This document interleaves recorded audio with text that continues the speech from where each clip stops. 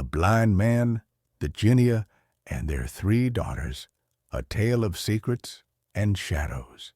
In a forgotten cave at the foot of a mountain lived a blind man. He had lost his sight years ago, and his only profession was rope-making.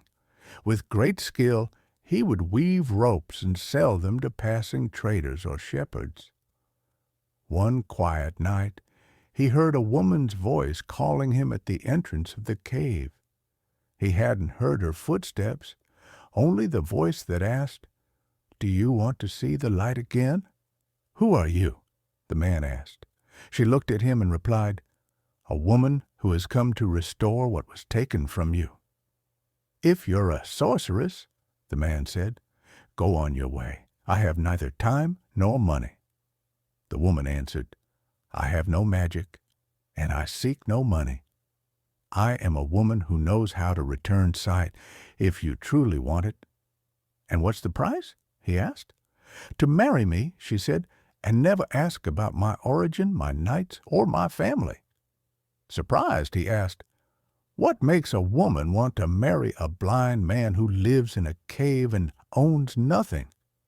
She replied, "I need a man who asks about the night but doesn't dig into the shadows." He hesitated for a moment and then said, "I have nothing to lose. If you speak the truth, do it."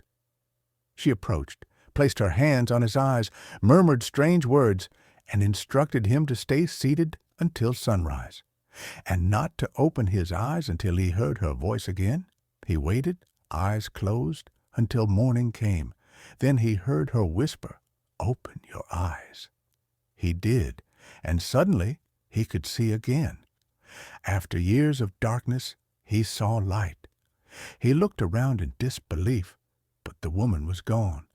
He heard her distant voice, "I have returned what you lost. I'll return tonight." From that night forward, his life was never the same. She came again, dressed in a long black gown, her face the only thing visible. She sat at the cave's entrance. When he looked at her, he was stunned by her beauty. He had expected her to be hideous, but what he saw left him speechless. "You have your sight," she said, "and I've kept my promise. Now keep yours." "I will," he said, "but before I do, tell me, are you human?" "I didn't promise you truth in all things," she said. "I only promised you sight.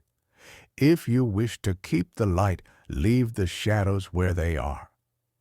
The man fell silent, then reached for her hand and said, "You shall have what you asked." They married and lived in the cave. No witness was present, but she said, "Words are enough. Between you and me, the promise is sealed."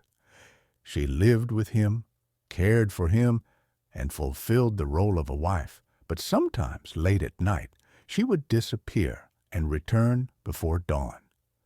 When he asked where she went, she gave no answer. Time passed, and God blessed them with 3 daughters, all beautiful, showing no sign of strangeness. Their home was filled with a warmth he had never known.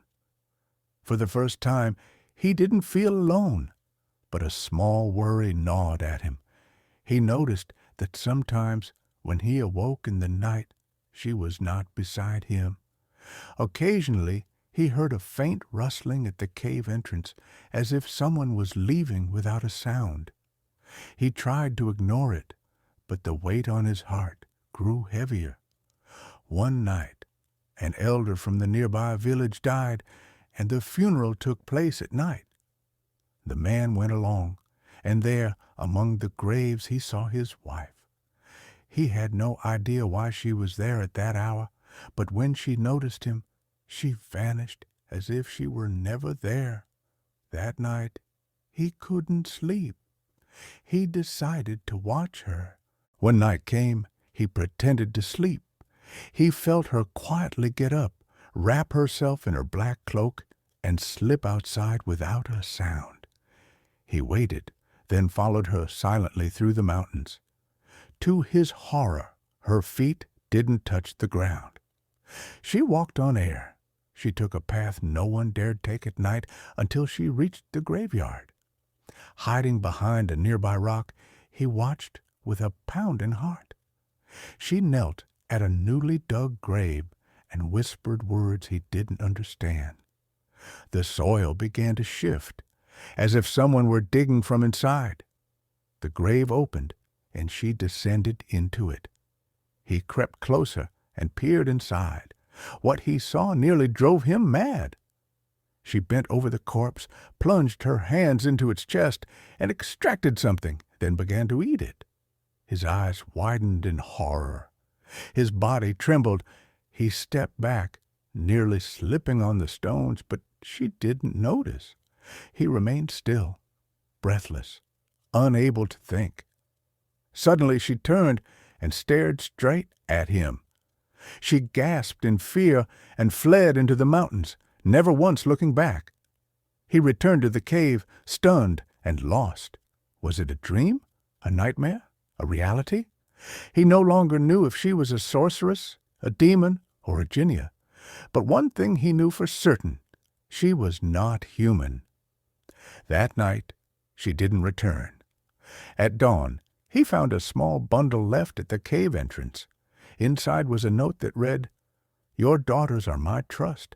Don't ask, don't seek. If the secret is known, the vow will break." Days passed. He neither saw her nor heard her voice again. She left behind only her 3 daughters, too young to understand, their eyes opening each day to a confused father and an absent mother. As time passed, he raised them alone. They were innocent and showed no sign of their mother's nature. He loved them deeply, treating each one as if she were all he had left in the world. But the peace wouldn't last. He began to hear footsteps, and at times felt a warm breath pass beside him. One night he saw smoke seeping from a crack in the cave wall. Curious, he approached and discovered that what he thought was a mere crack was a narrow passage. He crawled through it cautiously until it opened into a small room. In the center stood a black stone, carved with his name. On the ground lay scraps of black fabric, identical to the cloak his wife used to wear. Terrified, he retreated and sealed the crack with stones. That night he slept beside his daughters. When he woke, a note lay on his chest. "Don't open what you do not understand. The daughters are a trust, but their blood is not yours alone." Years passed. The daughters grew up, never knowing the truth about their mother. He always told them she had died, but on a rainy night he overheard them whispering. The eldest said, "We all dream the same dream. Mother calls us from afar. She says, 'Come to the graves. Come take what is yours.'" His heart trembled. He went to the village to consult an old wise man he trusted, quiet but knowledgeable. He asked him, "What if a man had children with a woman who wasn't human?" The old man stared at him for a long moment. "Blood doesn't vanish," he said. "It sometimes lies dormant, but it shows itself after the first loss, the first anger, or the first death." He gave the man a strange water and said, "Test it with them. If there is anything in their blood, it will reveal itself." The man returned to the cave with new dread in his heart. The next day he took the girls to a nearby stream where he had poured the water. "Wash your hands," he said. "I'll gather wood." He watched from a distance. The middle daughter washed her hands. Nothing happened. The eldest laughed and splashed around like a child. But the youngest stepped back from the water. She didn't touch it. Instead, she looked around as if sensing she was being watched. The father knew then she carried her mother's blood. He began observing her. The next morning, the eldest daughter woke him screaming, "Our sister is gone." He searched everywhere, but she was nowhere to be found. That night he returned to the cave, exhausted, only to find her sleeping peacefully in her spot, as if she had never left. He woke her and asked, "Where were you?" She looked at him unblinking and said, "With Mother." "But your mother is dead," he said. "My mother doesn't die," she replied. The father was speechless. That night he heard soft footsteps and followed them. He found his youngest daughter walking the same path her mother once had, toward the graves. He followed her until she entered an open grave and whispered, "Come, Mother, it's time." He climbed a rock to see, but suddenly he couldn't breathe. He lost consciousness. When he awoke, he was inside the grave. Panicked, he climbed out and rushed to the wise man, full of questions. The old man gave him an ancient book to summon the Jinniyah and learn what she truly wanted. He returned to the cave, gathered his daughters, and with trembling hands opened the book. Inside were stories of jinn who took human form, lived among men, and bore hybrid children. There were tales of ancient covenants between jinn and humans, and the price of existing between two worlds. He finally understood. His wife was a Jinniyah, and his daughters carried her nature within their blood. He began reading the incantations aloud.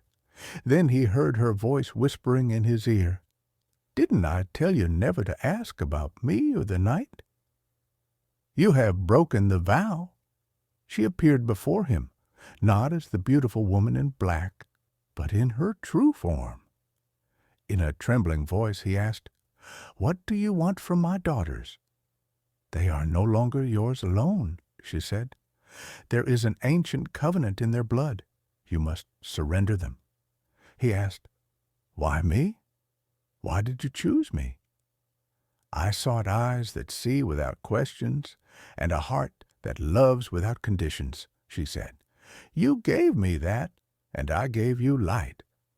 Now you must choose. Stay with your daughters or let them come with me to their true world. But know this, with time they will become jinn." He didn't answer. Instead, he opened the book again and continued reading aloud. She laughed at first, but as he went on, she began to scream. A circle of light formed around the daughters. The ground trembled. The wall he had once sealed split open. The Jinniyah turned into a wisp of smoke and slipped through the crack, vanishing forever. The wall sealed shut and never opened again. From that moment on, the Jinniyah was never seen again. The daughters returned to their human nature, and no sign of their otherworldly blood ever showed again.